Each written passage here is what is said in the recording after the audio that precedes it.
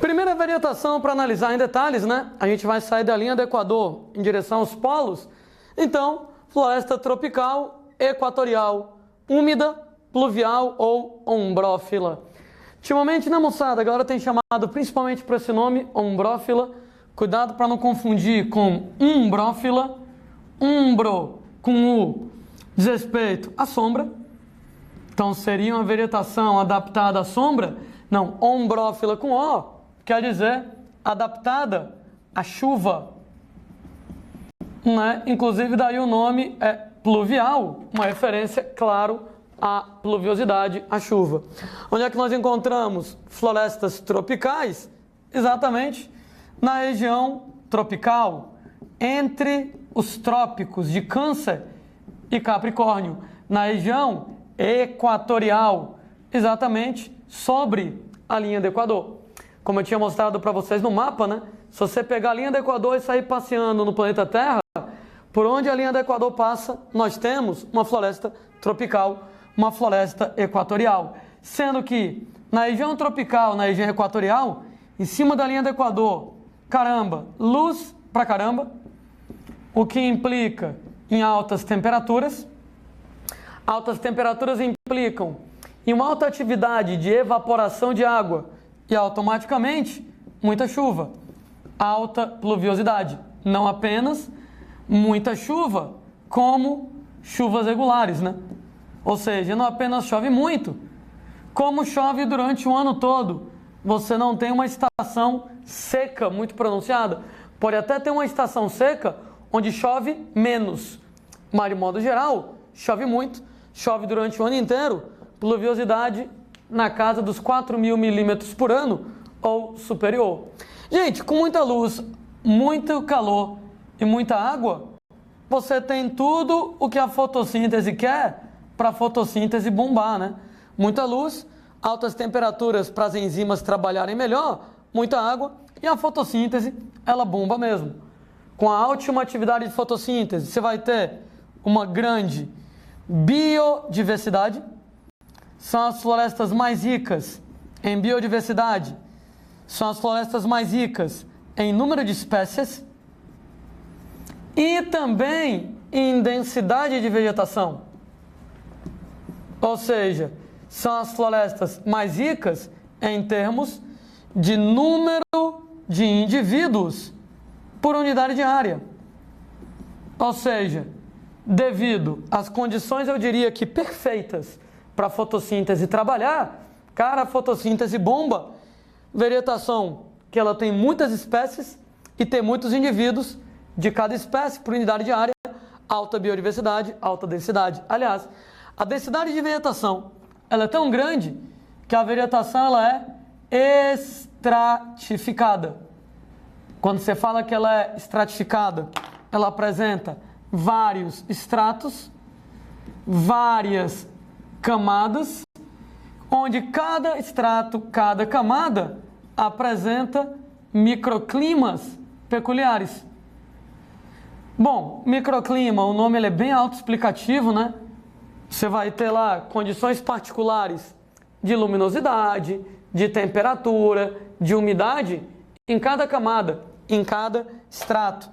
Pega lá uma floresta tropical, que você tem lá árvores que são maiores, você tem árvores de tamanho intermediário, e aí você tem lá árvores que são ainda menores. Fora, moçada, a galera que vive mais próxima ao solo, de modo que você tem vários estratos. Bom, cada estrato desses tem suas condições peculiares, chamamos de dossel o teto da floresta.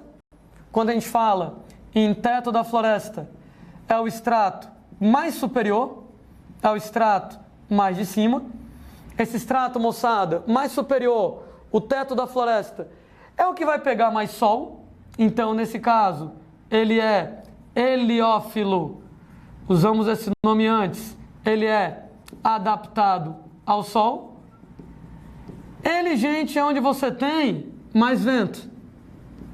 Ah, e tanto porque pega mais sol e evapora mais água, como tem mais vento, e o vento leva a umidade para longe, vai ser a camada de menor umidade. O estrato menos úmido aqui na conversa. Por outro lado, você tem que o assoalho da floresta é o subbosque.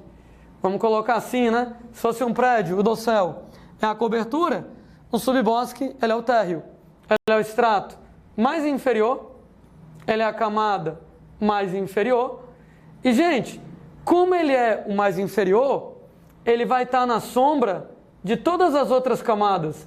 Então, ele é um brófilo, né? Ele vai ser adaptado à sombra. Cuidado, que quando a gente fala em sombra, sombra não quer dizer ausência de luz. Sombra quer dizer que tem menos luz. Porque a luz vai ter que ultrapassar vários estratos até chegar na região do subbosque. Lá em cima, não tem ninguém cobrindo o dossel, ele pega o sol direto. Lá embaixo, todo mundo está cobrindo o subbosque, então, gente, vai receber bem menos luz. Sombra, umbrófilo. Bom, lá embaixo, não tem como o vento entrar numa vegetação tão densa, e o resultado, tanto porque a gente vai ter sombra, então tem menos sol para evaporar menos água, como tem menos vento para levar a umidade embora, você vai ter que o subbosque vai ser uma região de alta umidade. O que me faz lembrar de duas coisas. Primeiro, como você tem lá o problema da penetração de luz, a vegetação de florestas tropicais apresenta muitas e muitas epífitas. Lembrando lá, epífitas, plantas que vivem sobre outras plantas, entretanto, não são parasitas, né? Elas não ajudam, mas também não prejudicam. É diferente, né, de uma planta parasita que ela rouba alguma coisa do hospedeiro. Ela rouba seiva bruta, seiva elaborada e prejudica o hospedeiro. Aqui não, né? A planta epífita, ela vive em cima de outra planta, mas ela não ajuda nem atrapalha. Ela está lá somente para poder receber mais luz, né? Afinal de contas, algumas plantinhas, se elas ficarem aqui embaixo no subbosque, elas vão estar na sombra pegando pouca luz, elas não vão se dar bem. Então, às vezes, elas sobem em outras plantas só para poderem ficar mais perto do sol, só para receber mais luz. Lembrando que o lado bom de você subir na outra planta é que você fica mais perto do sol, que você recebe mais luz. O lado ruim é que você vai estar distante do chão, então vai ficar difícil de você conseguir água e sais minerais. Água, você vai depender de água da chuva, né? Tanto é que você tem aquelas estruturas, escamas, velame, para poder absorver a água da chuva. Já que você está muito distante do chão, não tem como pegar a água do solo, se vira com a água da chuva. E sais minerais, você vai depender da decomposição, né? Uma folhinha que caia, que morra, que seja decomposta pelos decompositores, liberando sais minerais para plantas como essas, né? É o caso exatamente de plantas como orquídeas, como bromélias, abundantes nas florestas tropicais. Por falar em decomposição, outra característica marcante em relação a florestas tropicais é a existência de um solo pobre. Gente, isso aqui é extremamente paradoxal. É o paradoxo das florestas tropicais.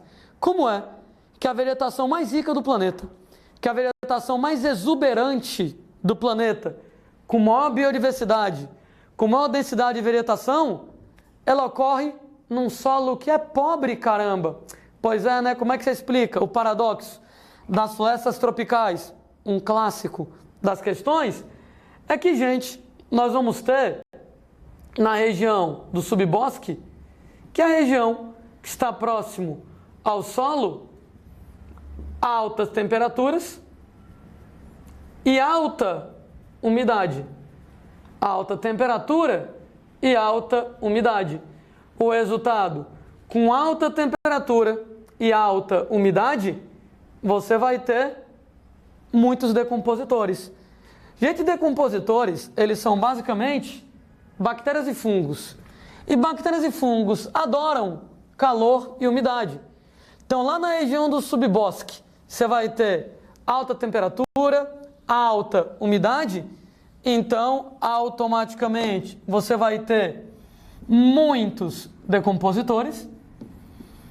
E devido a esses muitos decompositores, eles vão promover uma decomposição extremamente veloz. Uma vez que você tem essa decomposição extremamente veloz, extremamente rápida, caiu uma folha morta, rapidamente os decompositores decompõem e liberam sais minerais. Só que tem tanta planta na floresta tropical que logo a raiz de uma planta absorve esses sais. Então os elementos minerais, os nutrientes minerais, ficam dentro das plantas e não no solo. De maneira que o solo ele é pobre devido a essa decomposição rápida. Restos orgânicos, eles são rapidamente decompostos em nutrientes inorgânicos, em nutrientes minerais, que são prontamente absorvidos pelas raízes das plantas. Afinal de contas, tem tanta planta nessa região, mas tanta planta que caiu a folhinha morta, rapidamente ela é decomposta em nutrientes inorgânicos, rapidamente esses nutrientes são absorvidos pelas raízes. O resultado, os nutrientes se acumulam nas plantas e não no solo. No que eles se acumulam nas plantas e não no solo, o solo, moçada, acaba sendo pobre.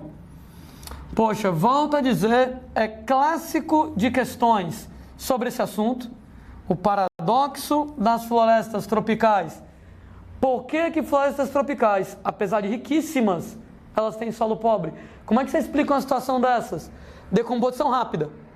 Restos orgânicos rapidamente decompostos em nutrientes inorgânicos, imediatamente absorvidos pelas raízes, eles se acumulam nas plantas e não no solo, o solo é pobre.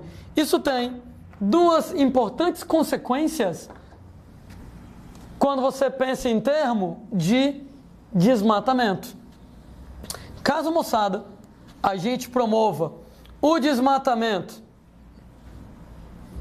de regiões de florestas tropicais, caso haja desmatamento, dois problemões. Número 1, com a remoção das plantas, a remoção dos nutrientes. Afinal de contas, acabei de comentar que os nutrientes estão nas plantas e não no solo, o que quer dizer que solo de florestas tropicais não é adequado ao plantio. Era uma coisa, né, gente, que você poderia pensar logo de cara. Pô, se você pega um ambiente onde tem uma floresta tão rica, como é a floresta tropical, alta biodiversidade, alto número de indivíduos, qualquer coisa que eu plante lá vai dar certo, né, Landim? Claro que não vai dar certo. Porque os nutrientes, eles não estão no solo, eles estão na planta. Se eu desmatei, eu tirei a vegetação, eu tirei os nutrientes se acumulam nas plantas e não no solo, o solo é pobre. Então, você tem que não vai ser adequado ao plantio. Ainda tem um outro detalhe, chove muito, chove o ano inteiro, e as chuvas são violentas. E o resultado, moçada, uma vez que você tenha tido a remoção das plantas, você não tem mais folhas para amortecer as chuvas, para amortecer o impacto das chuvas fortes e constantes. E o resultado, sem folhas para amortecer as chuvas violentas acabam promovendo erosão do solo, acabam, moçada, destruindo o solo. Outro motivo pelo qual, quando você desmata, não é adequado para plantar, né? Além de ter ausência de nutrientes, porque o solo é pobre, quando eu tirei a cobertura vegetal, as chuvas destroem o solo. A, além de promover a erosão do solo, elas promovem um fenômeno chamado de lixiviação, a lavagem de nutrientes. Ora, já tem poucos nutrientes no solo, tu ainda remove os nutrientes por ação da chuva, aí é que o solo fica pobre mesmo. Então cuidado, né?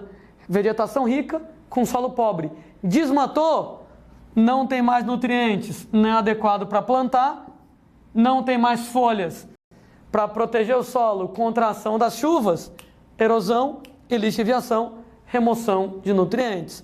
Ainda falando sobre características da floresta tropical.